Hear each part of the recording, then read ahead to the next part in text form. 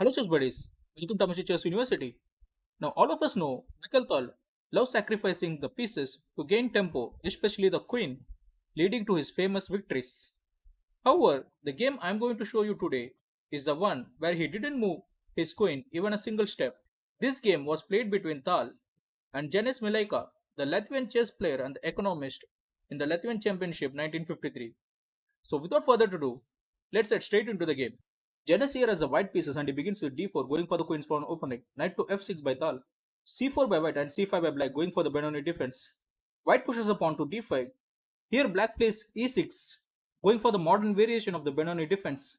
g3 by white. The idea here is to bring the bishop to g2 square and target the long diagonal while also simultaneously supporting the queenside majority pawns. Here black captures a pawn on d5, white captures a pawn on d5 and b5 by black. Here white plays a4. Tal doesn't capture this pawn, he plays b4. Here Tal has created two strong pawns. White somehow has to stop this progress, so he pushes the pawn to b3. Now black plays g6, trying to bring the bishop to the g7 square, and white plays bishop to g2, targeting this diagonal while also providing additional support to this pawn on d5. Here Tal plays pawn to d6, stopping the d5 pawn from progressing any further. e4 by white and bishop to g7 by black, getting ready for castling. Now the pawn at e4 is targeted by the knight, and if knight moves away from the square, the dark square bishop will target the rook at a1. So even though the light square bishop at g2 is protecting this pawn at a4, it will be faced with the dilemma of whether to save the rook at a1 or capture the knight at e4. To avoid this situation, white plays bishop to b2. Black castles in this position, and white plays knight to e2. Tal brings his rook to e8, targeting this e4 pawn twice. Here Janis plays knight to d2, providing additional support to this e4 pawn. Here Tal goes for the pawn capture with the knight.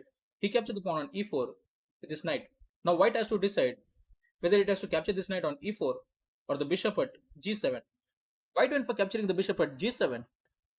Knight captured the knight on d2. Here Janis played bishop to h6. However, instead of h6, a better idea in this position would have been to capture the knight on d2 with the queen. And if Tal captures the bishop at g7, then Janis could have played queen to b2, delivering a check and targeting this diagonal. And the position here would be a lot more worrisome for black. So after bishop to h6, Tal played his light square bishop to g4, applying a tremendous pressure on the knight on e2. The problem for white is it cannot castle in this position. If it go for castling, then it will lose the knight. So here Janis played bishop to e3, blocking this rook and access to e file. Here Tal played knight to f3, delivering a check. Light square bishop captures the knight on f3, and bishop captures the bishop on f3, targeting this rook on h1. So the rook moves to g1. Now Tal develops his queenside knight. He plays it to d7, and white plays queen to d2. Now black plays knight to f6, targeting this d5 pawn twice. White plays knight to f4, providing additional support to this d5 pawn. And here black plays pawn to g5, attacking this knight. Knight here has no other option, it moves back to e2. And here black brings the rook to e5. With further idea to capture the pawn on d5, put a tremendous pressure on the queen. Now the white king is struggling on the e1 square, it has to be moved away from this rook as well as the bishop. So white decided to go for the queenside castling. And now black plays knight to e4, attacking the queen on d2. And queen moves to c2. Bishop captures the knight on e2.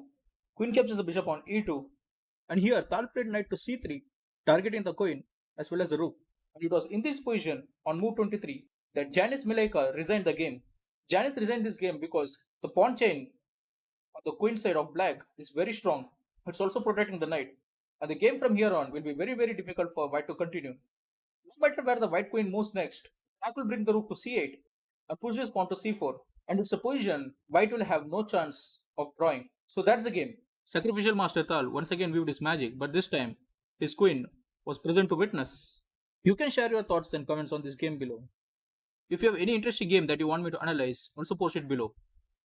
Thank you for watching. Take care. Stay safe.